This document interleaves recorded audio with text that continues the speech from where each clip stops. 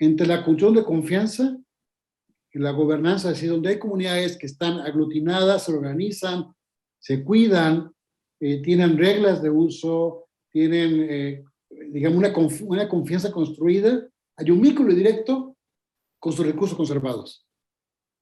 En cualquier comunidad donde la cultura de confianza se ha debilitado, hay una poca organización comunitaria, casi sine qua non, el recurso está deteriorado. Ahora ya nos puedes encontrar en Telegram. Solo tienes que descargar la aplicación de mensajería Telegram en la tienda digital de tu dispositivo móvil. Busca la Jornada de Oriente y selecciona Unirse al canal. O también puedes escanear con la cámara de tu celular el siguiente código QR, que te llevará directamente a nuestro canal para suscribirte. Mantente informado a lo largo del día con las noticias más relevantes de Puebla y no olvides también seguirnos en todas nuestras redes para más contenido.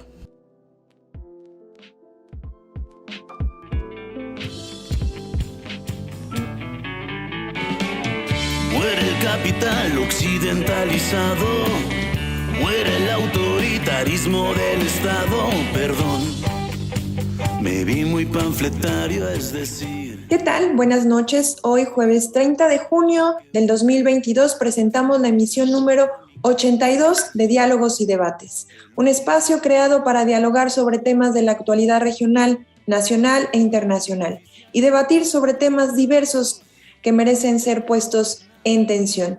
Dedicamos nuestro programa a la comunidad LGBTIQ+, al finalizar junio, el mes de la diversidad sexual. Amor es amor.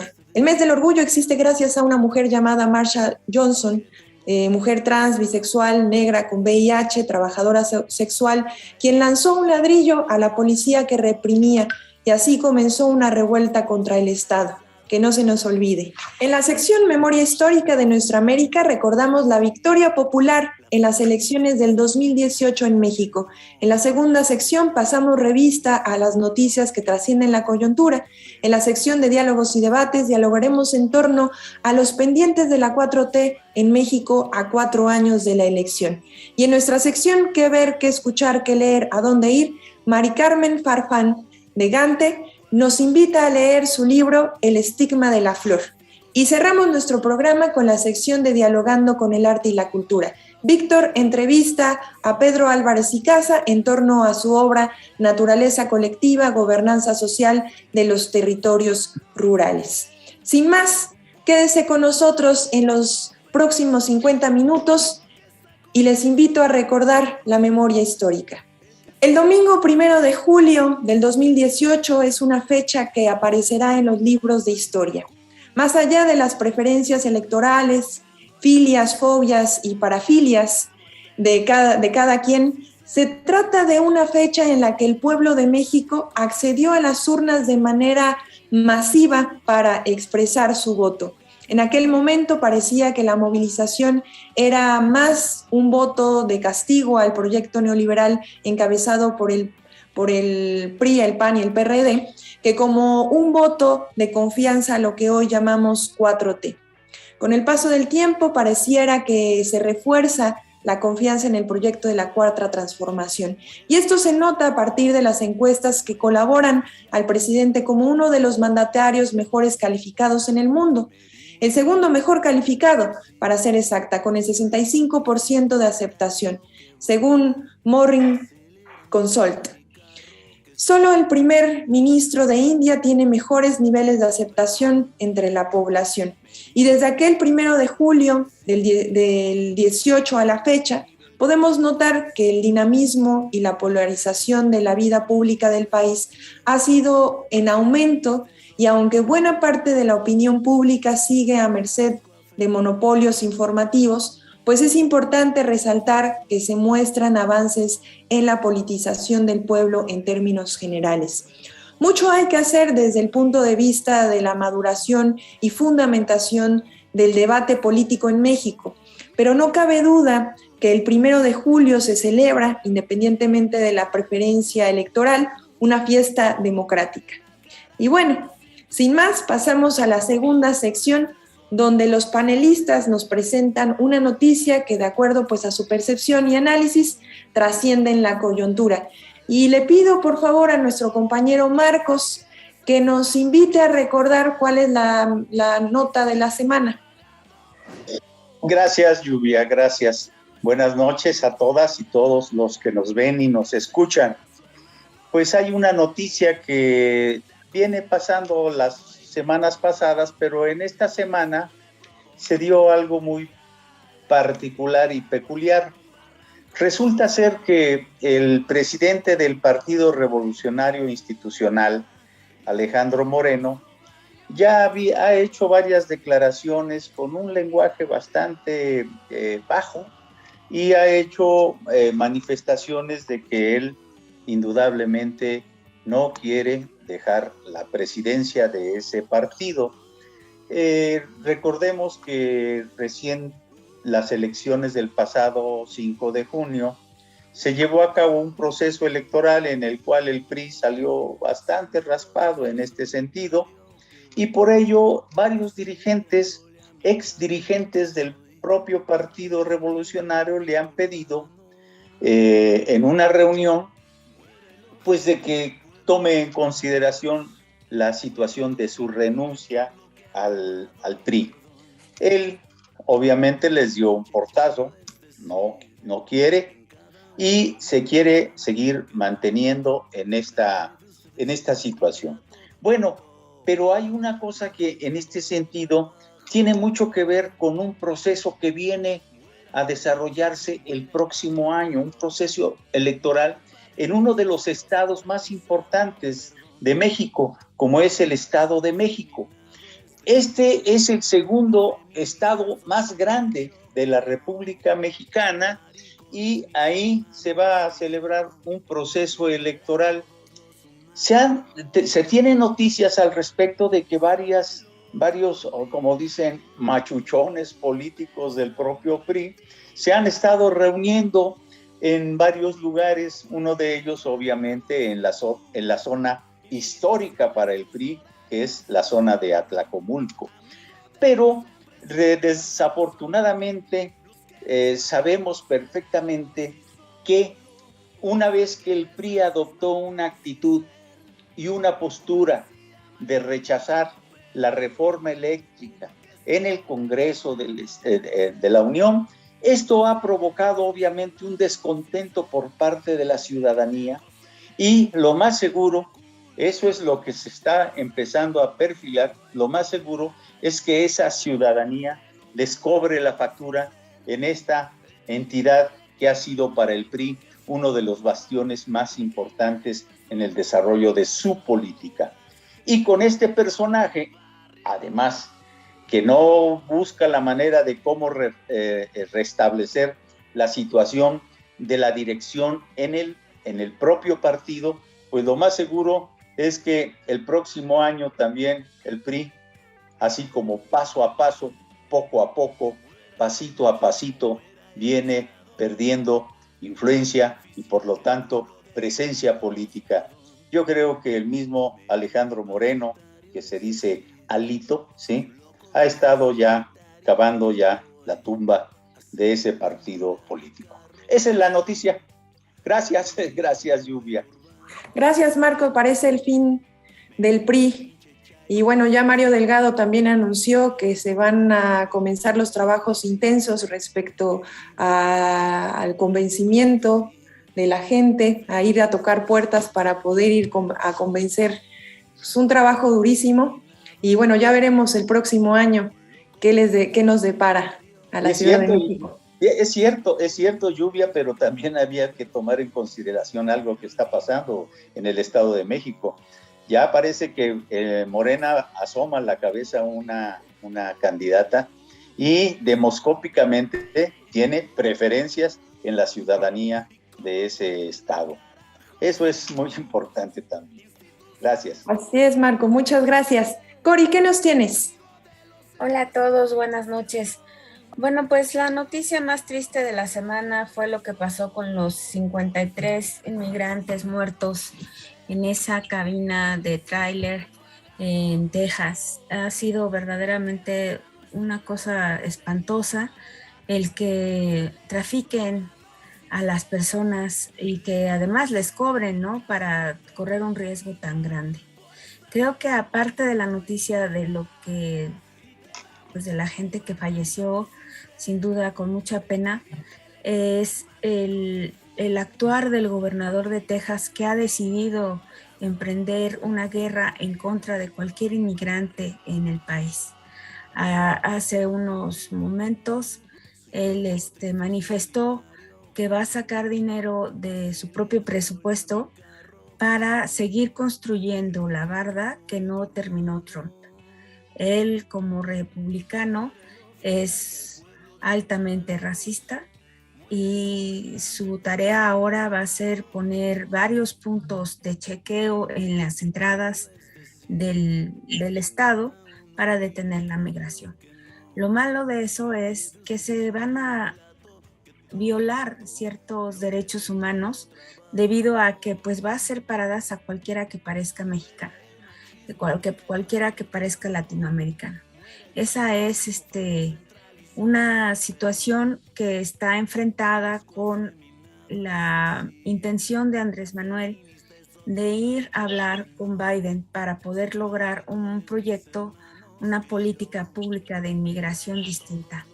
Yo creo que hay que estar al pendiente de eso. Tenemos muchos compañeros, muchos paisanos, nuestra sangre, y al final, aunque no les guste, pues la mayoría de los estados en Estados Unidos, en nuestra frontera, pues ya están llenos de latinos. Así que tendremos que ver qué sigue. Estamos ante la inmigración de mucha gente de Centroamérica y también estamos ante la imposibilidad de varios gobernadores y, pues, por no decirlo feo, la debilidad de Biden ante esta crisis migratoria. Es cuanto, Lluvia. Sin duda una dura noticia, y la verdad es que pues es un abrazo solidario a todas las familias y las políticas. También decir que las políticas de los gobiernos, sobre todo de Texas, pues siempre han sido discriminatorias, han sido violentas en contra de los migrantes.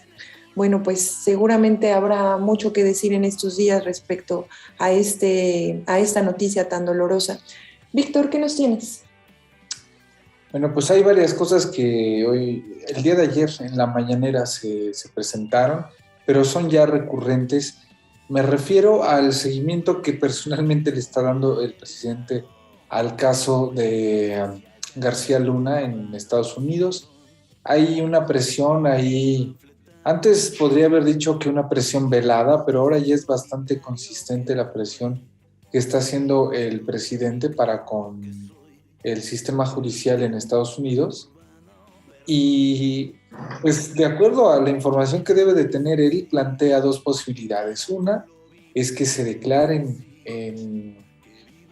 o se declare algún tipo de figura legal que descarte a García Luna como participante en lo que se le imputa, no sé, argumentando que no existen las pruebas suficientes, que no hay confianza, que montaron el caso. De hecho, esa es una de las hipótesis del presidente, que van a decir, no, es que ese caso fue montado, la verdad es que no hay nada que perseguir al señor y puede salir.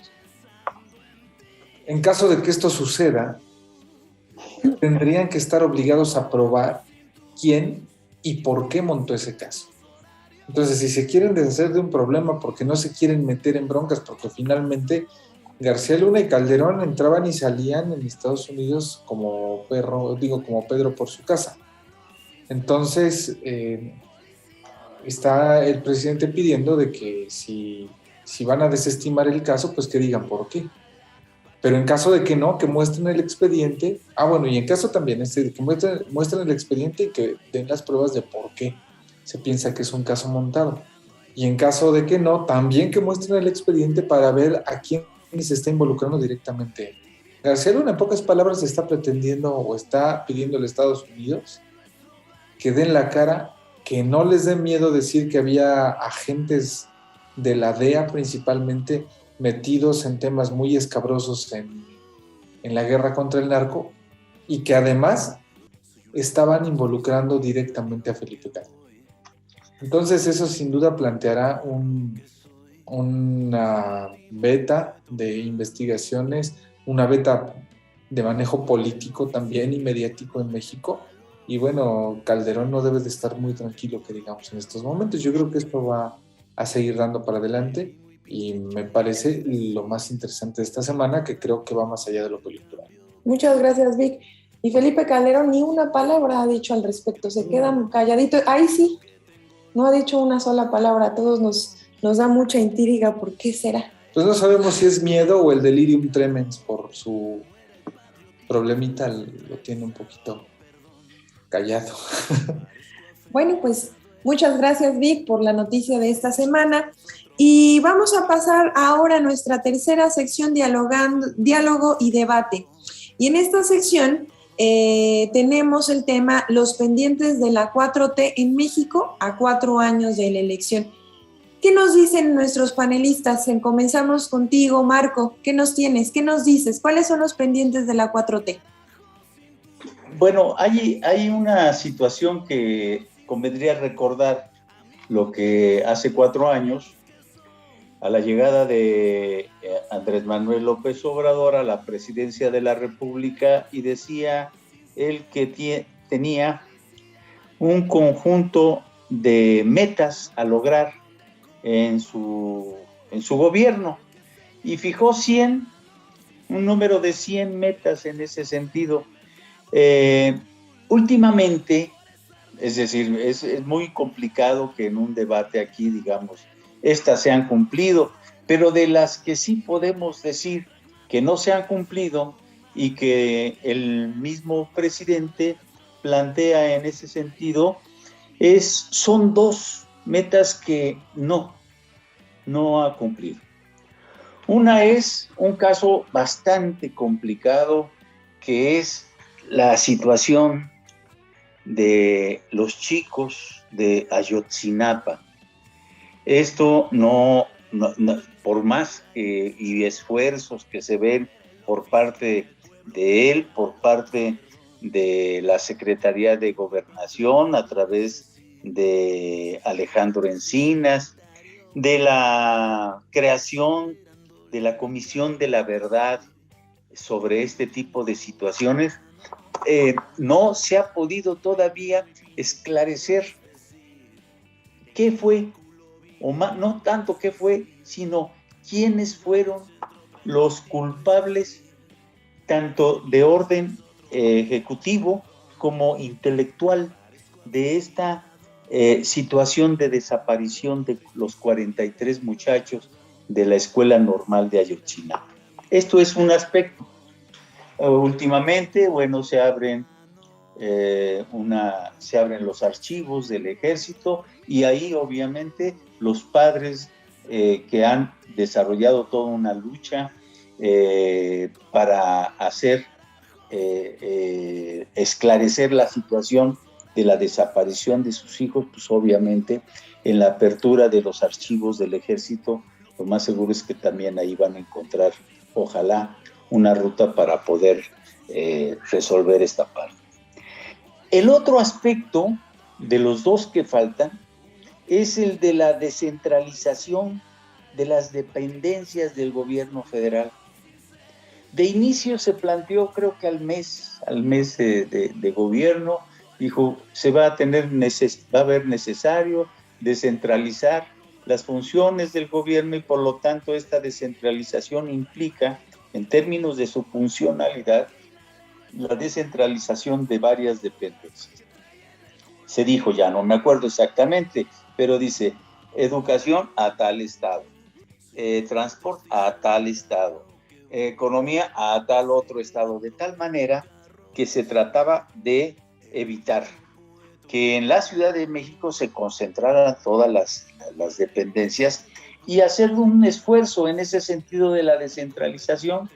En este caso no ha habido, por supuesto, yo creo que sí es un trabajo que tiene que ver con 10 escalones, yo creo que no se ha subido ni siquiera al primero para poderlo lograr.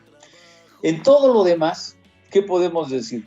los otros pendientes, pues son cosas que tienen que ver con el hecho de que el día de mañana, por ejemplo, uno de ellos se cumple, que es la inauguración de la refinería Olmeca, que está ubicada en Dos Bocas, Veracruz.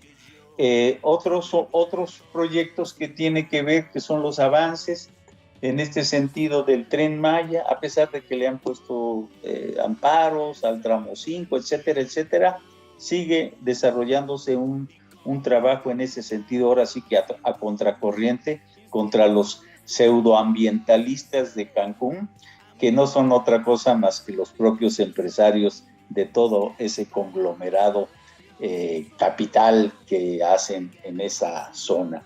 El otro, pues, es el transísmica, la ruta transísmica, que va a beneficiar sobre todo el transporte de materias y mercancías, y también para tener una adecuada viabilidad y contacto entre los dos océanos, el Océano Pacífico y el Golfo de México. Otras obras más que ya están avanzando, que son el tren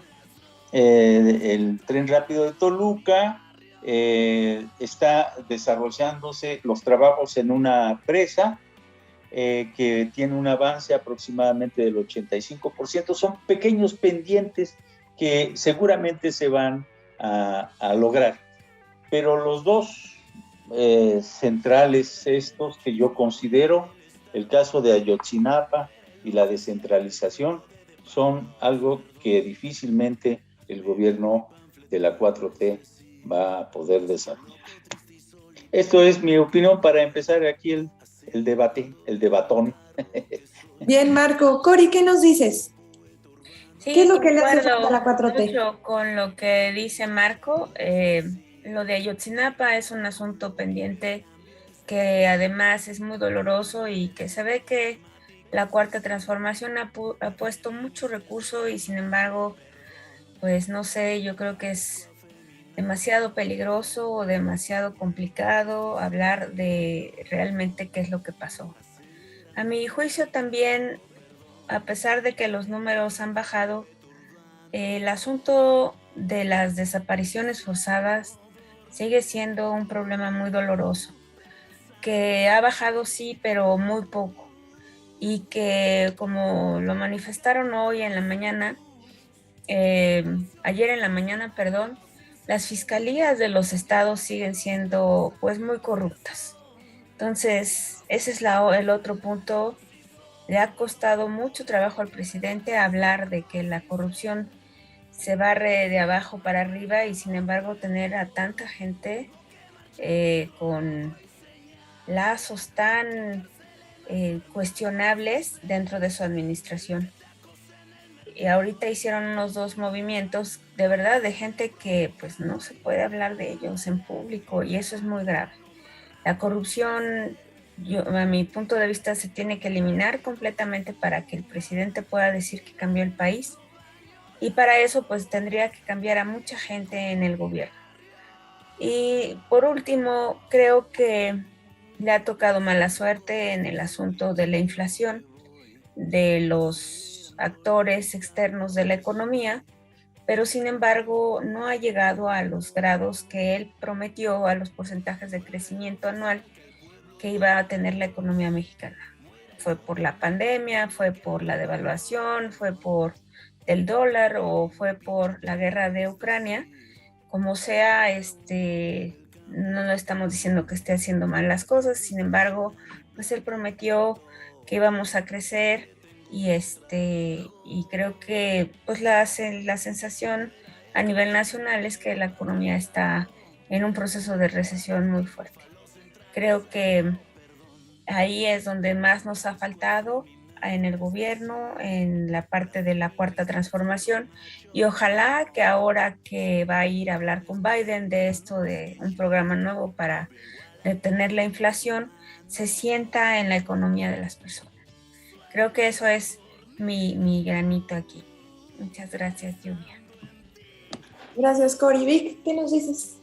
Bueno, pues sí, concuerdo con lo que comentan Cori y Marco, los pendientes van más allá de los dos restantes. O sea, también podemos ser optimistas, ¿no? El 98% de los compromisos ya han sido cumplidos, pero es realmente impactante pensar que es más fácil construir un aeropuerto, un tren, una refinería, que esclarecer lo que le sucedió a 43 compañeros normalistas. El nivel de putrefacción que tenía el sistema político mexicano y que hoy todavía sigue arrastrando, porque existen ahí sin duda complicidades que, a pesar de toda la voluntad política que hay por parte de la 4T, siguen atorando las investigaciones, porque hay gente que sabe qué pasó, pero están en lugares donde no se les puede desenquistar tan fácilmente, porque conservan un poder un poco relacionado con aquello que en Estados Unidos conocen como Estado profundo. Esas viejas estructuras que, independientemente de quién encabece los gobiernos, permanecen porque tienen una correlación de fuerzas que les permite hacerlo. Y esta correlación de fuerzas en estas viejas estructuras en gran medida está dada por la conexión que tienen con la base social. El caso del ejército tiene una base social muy amplia, primero porque son muchos, segunda porque la gente confía en la institución y eso les da base social. Y desacreditar al ejército es económica, política, estratégica y tácticamente muy caro. Y eso es lo que se juega en el esclarecimiento no solo de Ayotzinapa. Se logró que abrieran el archivo de la Dirección Federal de Seguridad y temas que tocan al Estado Mayor Presidencial, pero hasta 1990. Del 90 para acá se la van a llevar con más cuidado porque muchos de los que cometieron las fechorías todavía siguen vivos. Entonces, pero además de que siguen vivos, tienen poder. Y tienen un poder real, un poder fáctico. Y no es de esos poderes que se acaban entre esos 6 años. Entonces, son estructuras con las que hay que tener mucho cuidado. Ese es un gran pendiente. Y creo que otro pendiente que va más allá de ese 2% de compromisos que todavía están por cumplirse. Y que, bueno, y cabe aclarar también que, a pesar de esta percepción que tengo, confío en que se logrará llegar a los acuerdos necesarios para poder llegar a la verdad. Y que además, independientemente de si se llega a saber el autor o los autores intelectuales, el móvil e incluso los participantes directos, la verdad sobre lo que pasó en Ayotzinapa se sabe desde el día siguiente y es parte de una consigna. Fue el Estado.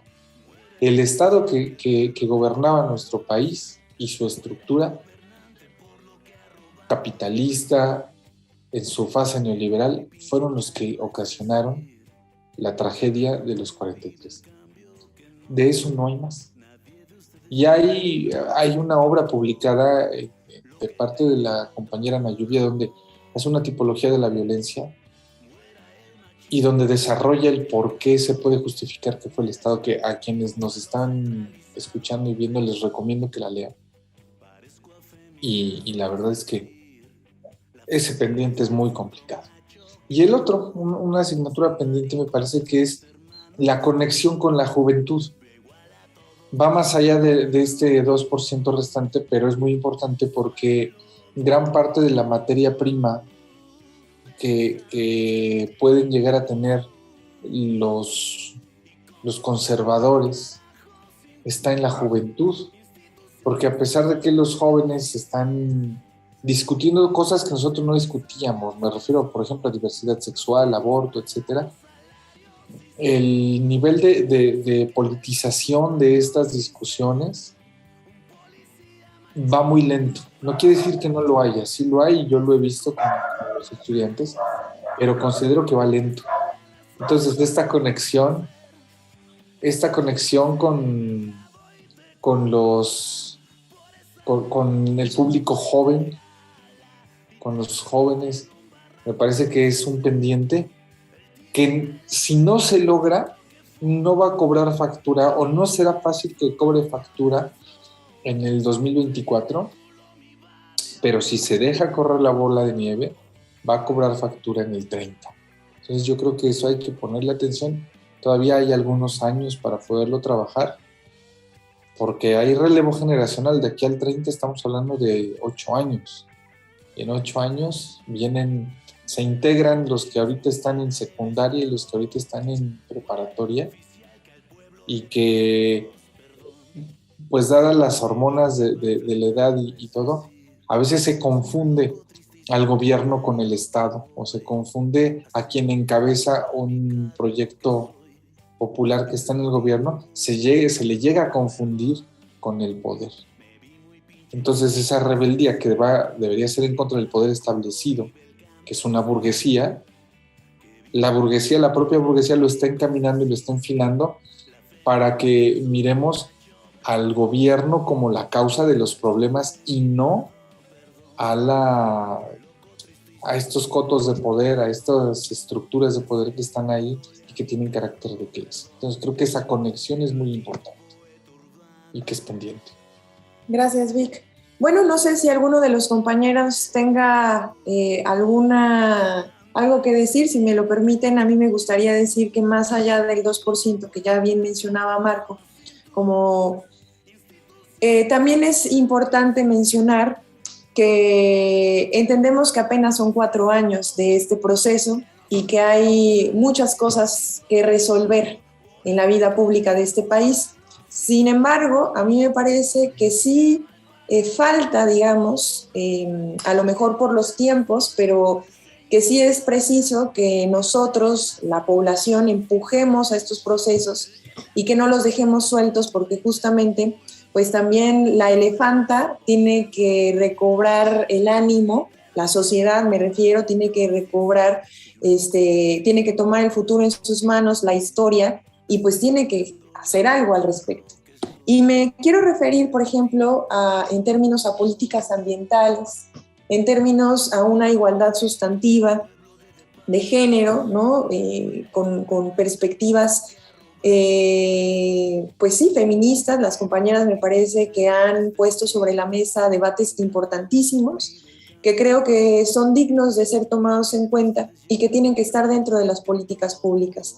En ese sentido, sé que nos falta un montón. Sé que el gobierno federal ha llevado el proyecto, el diálogo respecto a ello, pero creo que la sociedad sí tenemos que empujar a que eso pueda tomar una forma y que realmente pueda establecerse como una forma de estar y ver el mundo y de proyectarse en un futuro mejor para los que vivimos en este país. Y en ese sentido, pues yo quería mencionarlo porque sí me parece también dos que además tienen que ver también con la propia movilización de nuestro pueblo, ¿no? Hay algunas demandas de movimientos sociales respecto a esos temas y yo creo que se tienen que escuchar, se tiene que entrar en un diálogo con ellos y me parece importante que ahora, mientras se están resolviendo temas pues más urgentes que tienen que ver con la pobreza en la que este país estaba subsumido, ¿no? Había que resolverlo y todas las fuerzas y toda la energía del gobierno federal pues tuvieron que ver con los programas federales y con resolver este problema de la pobreza. Pero también hay que voltear a mirar otros problemas que aunque han sido atendidos, no han sido atendidos de forma radical, justamente por lo que menciona Cori, que tiene que ver con la corrupción que está enquistada en algunas partes de nuestra sociedad y que todavía en términos locales y estatales pues no ha podido resolverse, ¿no? Y eso también hay que decirlo, porque aunque el gobierno federal está resolviendo este tema del elefante blanco, pues tenemos que hacer que baje, ¿no? Que baje a estas esferas y que, bueno, se puedan convertir en una realidad. Estamos caminando, pero me parece que la sociedad tiene que empujar para que eso suceda. No sé si alguno de ustedes quisiera hacer algún comentario ya para despedir esta sección. Vic, Cori. Pues eso sí, recordar que el día 1 de julio fue para nosotros, los que tenemos en la lucha de izquierda muchísimos años, un día trascendental, un día increíble. Todavía se recuerda los compañeros con los que hicimos la defensa del voto, unos ya no están. Toda esa actividad que logramos para levantar una mayoría tan absoluta, creo que no se nos puede olvidar, y eso es algo que lo logramos la gente y el presidente de la República. Ojalá y se repita en esta elección del 2024 y que pues sigamos siendo muy críticos de lo que estamos haciendo, porque no hay como dormirse en los laureles. Así es, Cori. Bueno, pues nos despedimos de esta nuestra tercera sección, Diálogos y Debates. Muy bien, ahora pasamos a nuestra cuarta sección, qué ver, qué leer, a dónde ir. Y para esta sección tenemos a una invitada muy especial, Mari Carmen Farfán. Ella nos va a presentar su libro, El estigma de la flor. Mari Carmen, ¿qué nos dices? Hola, pues muy contenta de estar participando en esta sección y bueno, pues gracias por la oportunidad de la difusión para este cuadernillo de cuentos que acabo de publicar en el mes de marzo. Y bueno, pues son 12 historias cortas, que tienen y hablan, pues de varios personajes femeninos que han estado en mi familia. Yo tengo familia en la parte de Chiautla de Tapia, Puebla, entonces la Mixteca poblana está muy impregnada en estas historias. También, bueno, pues es un poco reivindicar los personajes femeninos, ¿no?, en la literatura, y pues esa es como un poco la propuesta que tengo en este libro del estigma de la flor. Es de fácil lectura, es de lectura rápida. Van a poder encontrar algunas historias que tengan esta cuestión de cuestionarnos, ¿no? Más bien de cuestionarnos acerca de las cuestiones de tradiciones, de la vida diaria, de nuestros pensamientos políticos, ¿no? También es una invitación justamente también a eso, a que reflexionemos desde otros puntos, ¿no? La cotidianidad de las mujeres. Y bueno, pues soy de San Martín Texmelucan, aquí vivo en este municipio, entonces pues estoy como muy contenta de poderlo estar presentando en diferentes lugares, este espacio también que sirva para eso. Y bueno, pues lo pueden encontrar en formato digital en la página El Viaje y el Camino, que es la editorial que cobijó mi publicación, con el editor Diego Velázquez Betancourt, que es el editor de mi cuadernillo, y también el que está en la casa editorial. Y bueno, pues también lo pueden encontrar ahí en la página. Y también, bueno, pues si lo quieren de forma física y todo eso, pues por ahora solamente lo estamos moviendo en redes sociales. Decimos que también la publicación de este tipo de textos pues es un poco formar parte de esta resistencia, ¿no?, a la cuestión del capitalismo, de decir sí podemos organizarnos entre amigos, entre amigas, y poder publicar lo que queremos. Entonces pues ojalá que a quienes estén interesadas puedan seguirme en las redes sociales, como en mi Facebook, ahí en Mari Carmen Farfán de Gante, cuenta historias. También hago cuentacuentos y actividades de fomento a la lectura. Entonces, bueno, pues si nos pueden seguir en la página estaría perfecto. Muchas gracias, Mari Carmen. Y para terminar esta sección, ¿cuál es tu cuento preferido? Cuéntanos un poquito sobre de qué trata para invitarnos a la lectura. Ahora sí que estoy como muy entusiasmada con el primer cuento, que se llama Florecita, que es de una niña, ¿no?, que un hombre mayor se enamora de ella, y entonces pues según las tradiciones piensan que es una muy buena opción casarla, y entonces tiene un encuentro con una virgen, ¿no?, que le da un tip para que no para que no pase eso y para que no se case. Entonces el mensaje es eso, ¿no? Que voluntario sea el vientre de todas, ¿no? El casarse, el decidir sobre nuestro cuerpo, y eso como una propuesta de decir que si las vírgenes existieran o existen, seguramente estarían de nuestro lado, de las mujeres.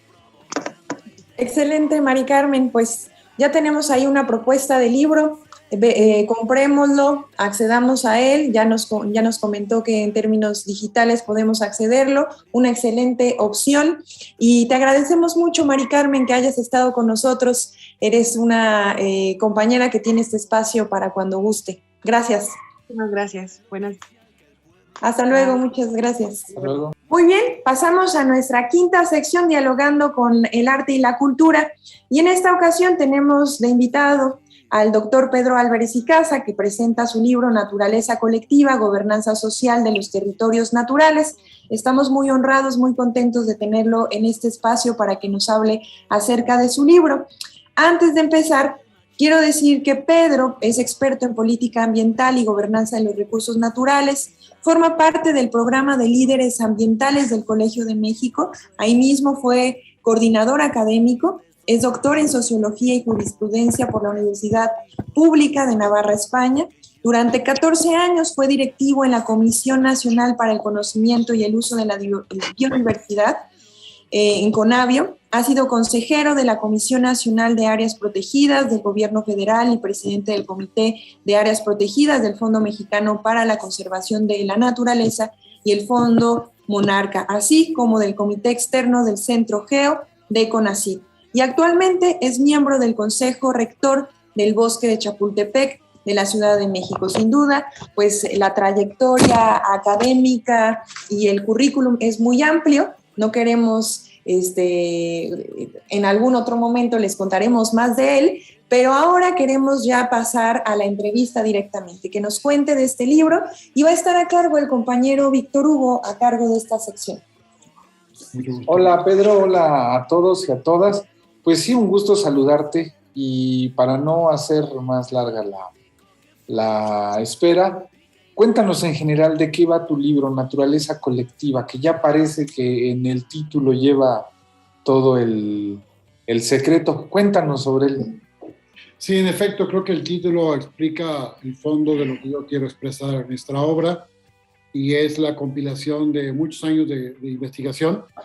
Fueron más de 15 años directos de investigación de mi práctica profesional, que pude yo confirmar tanto en mi trabajo en la Conavio como mis trabajos previos, conociendo muchas partes del país, desde mi función pública, mi función académica, y es una compilación de entrevistas en más de 125 casos, 80 directos, a través de la aplicación de la teoría de Lynn Ostrom, la Premio Nobel de Economía 2009, que es, debo decirles, la primera mujer que ganó el Premio Nobel de Economía, sin ser economista además, una socióloga que desarrolló desde hace más de 40 años, ella falleció desgraciadamente, desarrolló durante 40 años una tesis que contrapone las posturas de las visiones más conservadoras de la naturaleza.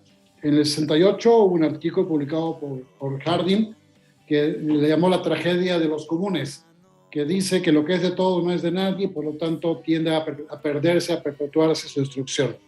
Y ella argumenta y estudia muchos casos en el mundo con experiencias de manejo colectivo de recursos naturales, en más de 1000 ejemplos en todo el mundo, desde los productores en las altas montañas de Nepal, los pescadores de Japón, los productores de las zonas ribereñas de la India, y después se trasladó a América y estudió muchos casos en México, en Brasil, en el Amazonas, en todos los países vinculados con el Amazonas. Ya pudo demostrar de que esa teoría de Harding, que se usó como pretexto para privatizar los recursos naturales y dejar en manos del gran capital la riqueza y expoliación de recursos naturales, era una falacia. Entonces demostró que existen evidencias mundiales de que cuando hay reglas claras, construcción de confianza y sanción a los infractores, los recursos naturales pueden vivir y pueden perdurar por muchísimos años. Sobre la base de ese trabajo, yo desarrollé esta investigación y apliqué una encuesta para proponer una tipología es decir, una manera de entender la dinámica rural y cómo en nuestro país las zonas naturales están habitadas. No son parques nacionales en la vieja usanza, los cotos de casa privados, de la visión anglosajona de Inglaterra, de Estados Unidos, de los países con monarquías, sino en el uso y aprovechamiento de recursos naturales por las comunidades mesoamericanas, que por años han conservado y manejado patrimonio natural, patrimonio biocultural, como una estrategia de manejo y de convivencia, vivencia continua de los recursos naturales. Y eso lo manifiesto así porque nuestro país, la mayor parte, por más del 60% de la tierra, está repartida en manos de ejidos y comunidades. El 80% en los bosques, la mayor parte de las selvas, la mayor parte de los desiertos están en manos de comunidades indígenas y comunidades campesinas. Y por lo tanto, recuperar la visión colectiva de esta naturaleza me parece que es la aportación que hago en esta obra. Propongo una tipología, es decir, una categoría, 6 categorías diferentes para entender la relación entre la sociedad rural y la naturaleza y a partir de eso identificar los niveles de gobernanza que existen en las comunidades rurales y cómo podemos desde políticas de Estado, políticas municipales, esfuerzos colectivos, recuperar y manejar mejor nuestra naturaleza. Me parece muy pertinente para estos tiempos, con la problemática del agua que se vive en muchas partes del país, la problemática de la minería a cielo abierto, la explotación de recursos por muchas corporaciones privadas y hacer un esfuerzo de recuperar en estos momentos de la política pública nacional e internacional el papel que juegan las comunidades indígenas en su misión colectiva y las comunidades agrarias también en la conservación y manejo de los recursos naturales. Por eso creo que la obra es pertinente, oportuna y creo que muy útil, no solo para los estudiosos de la problemática rural y ambiental, sino también para la definición de políticas públicas a nivel local, nacional, estatal y municipal.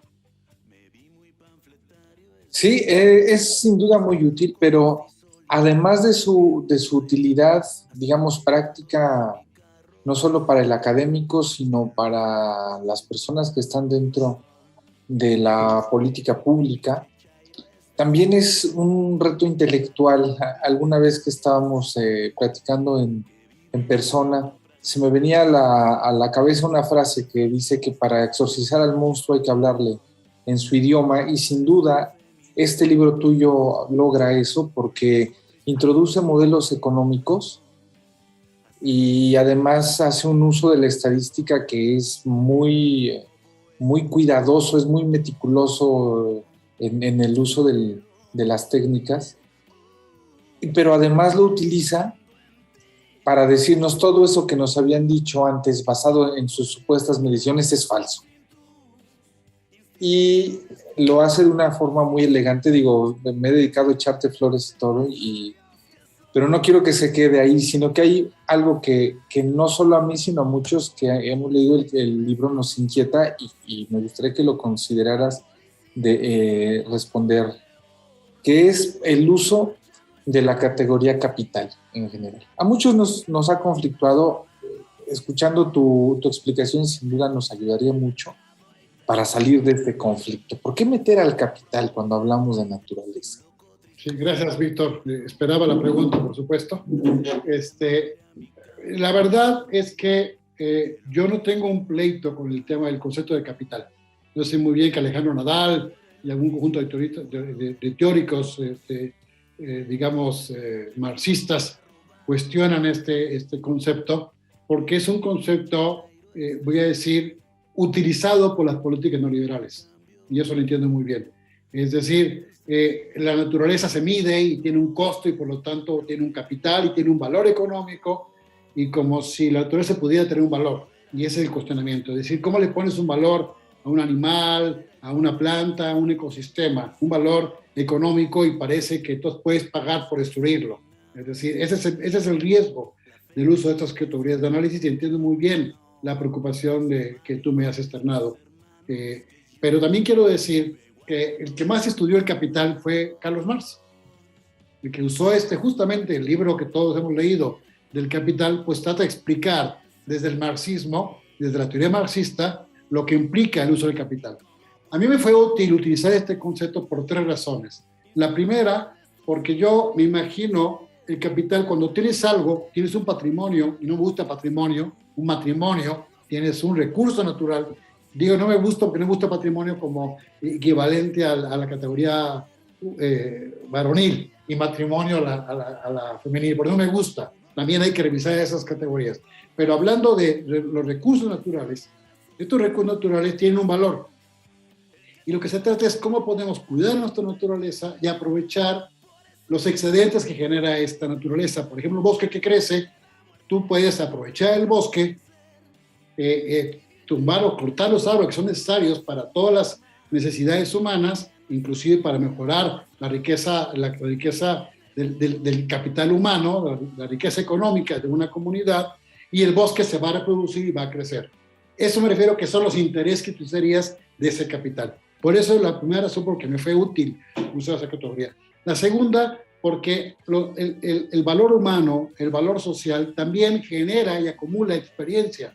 Esa acumulación de experiencia colectiva es un valor que yo lo traduje en un valor capital, es decir, una base de sustentación para fortalecer la toma de decisiones colectiva respecto a un tipo de recurso natural. Y en tercer lugar, me parece que las categorías permiten explicar con bastante, voy a decir, practicidad la relación entre los recursos naturales y el valor que tienen ellos, porque también tienen un valor.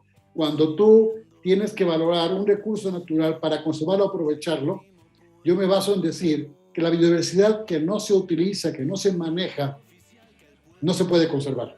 Es decir, es una categoría que trata de decir que no se trata de observar, de ser espectadores de la naturaleza en la vieja usanza anglosajona de que los parques nacionales, como los cotos de caza privados, solo son para el usufructo de unos cuantos o para la recreación de unos cuantos, cuando la naturaleza hay que aprovecharla para manejarla y sustentarla. Y me parece que entonces el abuso de estos recursos naturales genera una disminución de esa riqueza natural. Entonces, por eso esas categorías me fueron útiles. Hoy, si yo volviera a hacer la obra, haría un debate interno sobre esto. Quizá la nueva edición le voy a dedicar un capítulo a discutir sobre el tema de estos conceptos. Debo decirle que le dediqué una parte importante para hacer una crítica a Ostrom. O sea, cuáles son las debilidades de la teoría de Ostrom, de la acción colectiva, los recursos naturales, y creo que eso hace falta, una revisión de la discusión. Pero yo no tengo un conflicto, para ser franco, me fue útil, creo que es muy didáctico explicándolo así para los estudiosos y los que utilizan esas categorías, y en todo caso me gustaría debatirlo, seguirlo debatiendo, porque va a enriquecer mi propia prestación y los que utilizan esta obra para sus trabajos. Gracias por la respuesta. Estaba viendo los mapas, bueno, las redes que vienen aquí, los diagramas gráficos, y la verdad es que son bastantes, y encontrar patrones de bote pronto para mí ha sido un tanto complicado. Creo que hay que dedicarse un poco más. Y ahorita, para darle a la audiencia un acercamiento mayor, ¿cuáles son los patrones, no tanto que podemos visualizar dentro de las gráficas, sino esos patrones más de tipo sociológico que tú lograste identificar en las comunidades mejor comportadas, sí, más equilibradas en las variables? Sí, encontré una correlación directa, y vale la pena insistir en ello, entre la cultura de confianza y la gobernanza, es decir, donde hay comunidades que están aglutinadas, se organizan, se cuidan, tienen reglas de uso, tienen, digamos, una confianza construida, hay un vínculo directo con sus recursos conservados. En cualquier comunidad donde la cultura de confianza se ha debilitado, hay una poca organización comunitaria, casi sine qua non, el recurso está deteriorado. Entonces, encontré una correlación muy directa entre capital social y capital natural, donde hay unas reglas claras en la construcción de un recurso, en general el recurso está conservado. El ejemplo de San Juan Nuevo para Ecutiro, o los pueblos mancomunados de Oaxaca, o Ixtlán de Juárez en Oaxaca, o las comunidades forestales de la selva maya. En todas ellas, que existe una muy buena coordinación social y valoración de sus recursos, digamos, humanos. El capital natural, la riqueza natural, la biodiversidad está conservada. No encontró un caso donde estuviera muy conservado un recurso y hubiera digamos, un desmembramiento de la colectividad. Ese sería el hallazgo general. Las gráficas de araña que muestro en la obra, justamente aquellas que están articuladas coinciden con las comunidades más deterioradas, y aquellas que tienen el polígono más estructurado son las mejores comunidades que tienen una autonomía e independencia en el manejo de sus recursos naturales. Ese es el valor intrínseco de la obra para los estudiosos en el medio rural. Pues sí, muchas gracias. Además, como nota extra para quienes estén interesados en la obra, aquí trae un cuestionario que aplicaste utilizando la tipología que desarrollaste en este libro, y sin duda sería muy útil que quienes se dedican no solo a la investigación, sino también a la planeación de políticas públicas, pues pudieran echarle una ojeada y un estudio bastante concienzudo a este libro. Agradecemos mucho tu participación el día de hoy en el programa. Siempre es un placer escucharte, poder charlar contigo. Y bueno, pues muchas gracias y nos vemos en nuestra próxima emisión. Ojalá pronto nos puedas traer algún otro tema, que eres una biblioteca ambulante, y ojalá nos puedas hablar pronto de cualquier otro de tantos temas que manejas. Por lo pronto yo agradezco a ustedes la oportunidad de poder compartir esta experiencia, y con muchísimo gusto, si en otra oportunidad consideran que yo puedo aportar algo, lo haré encantado, porque confío mucho en lo que están haciendo ustedes. Es un medio de comunicación muy importante y creo que el esfuerzo que hace la Jornada Oriente es fundamental. Felicidades. Gracias. Pues muchas gracias, Pedro. Gracias, Marco, Cori, Víctor. Nos despedimos así con nuestra emisión número 82 de Diálogos y Debates. Y bueno, nos vemos el próximo jueves en punto de las 7. Muchas gracias. Hasta luego. Gracias.